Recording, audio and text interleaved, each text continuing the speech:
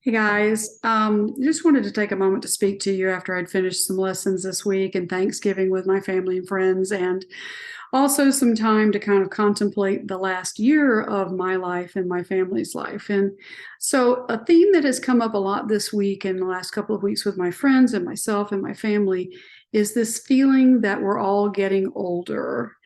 And that as we get older, there's this mantra in the brain, or there's this external feedback that says we're too old to do A, B, C, or D. I hear this a lot, particularly as a singer and a teacher. You really are too old to sing this. You really are too old to do this. In fact, the joke amongst my friends is that because I'm doing some of the things you see me doing athletically, that my husband should take out a life insurance policy on me because I'm really too old to be doing these things. But I wanted to speak to that a little bit this week, share my thoughts to my friends, to my students, to my colleagues, and to my family. And one of the great quotes that I love comes from Eleanor Roosevelt. And the famous line is, "Do one thing every day that scares you." It's attributed to her. And that's something that has really guided me over the last several years. Because she actually says in her book that she consciously attempted to reduce her fears by accomplishing tasks that caused her apprehension.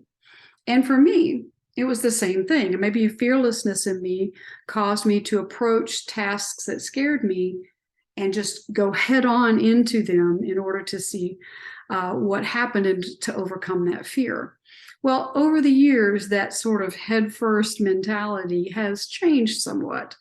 But the nugget of the idea of approaching something that scares me has not changed.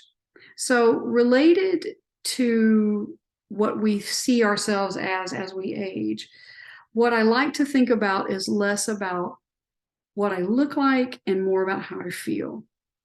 And then what I do is challenge myself. I'm not going to go out tomorrow and run a marathon because I'm not trained to do so. That would be foolish. Am I afraid of a marathon? Yeah. Could I attempt it? Yeah. Would I be successful? No, because I haven't put into place the training that allows me to attempt that in my own way and see where my level of success is.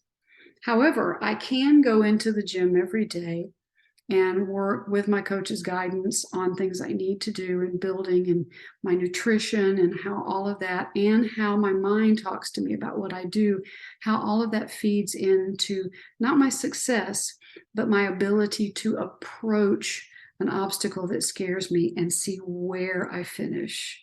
So, a lot of what I say in terms of my fitness goals is I'm going to do this thing and my goal is to finish, or my goal is to complete the race. Because in a sense, it's just me against me. But what I am going to do to give myself the best shot imaginable in terms of that task is I'm going to train as best as I can.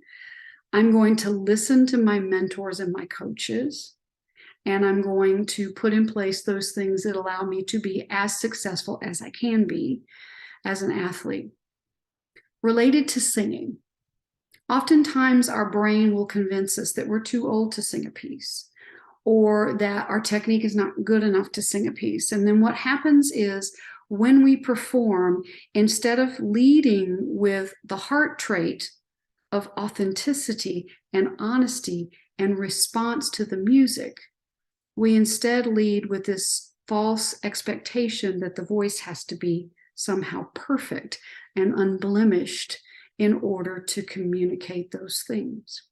The problem is, if there's a flaw in the voice, and that is your mentality, the brain will try to convince you that it is less than authentic and you're not ready. So, what I try to encourage my students to do, and the reason I make recordings of my own singing and put it online, is that I want to show that what I tell my students to do, the life that I lead authentically as I can be in the moment, is also what I do when I practice my singing. When I put it out there, I don't wait for it to be perfect. I work my techniques so that I feel good when I sing and I have longevity. But in the end, my voice is not the thing. My voice serves the art form. My voice has to be authentic, true, natural, and honest. And in the end, if it is, what happens is that I am fulfilled musically and emotionally. And as a result, you receive that message from me rather than the message of conflict. Same thing happens in my training. There are things that I do that I know are not perfect when I'm lifting or when I'm running. But I know that if I attempt them and I trust those around me, my coaches and my mentors, to correct those things, that I'm still feeling strong in my body, honest and authentic as I walk through life. So my message to you guys post this Thanksgiving and going into the holiday season is be intentional with your time with others, be authentic, stay in the moment, work whatever it is you're working, work the path, as Coach says, do the work. And in the end, let it communicate, whether it's racing, singing, being with one another. In the end, let it communicate authenticity, honesty, love, and care. So that's my message to you guys tonight. Peace, and I'll see you for the next video. Bye.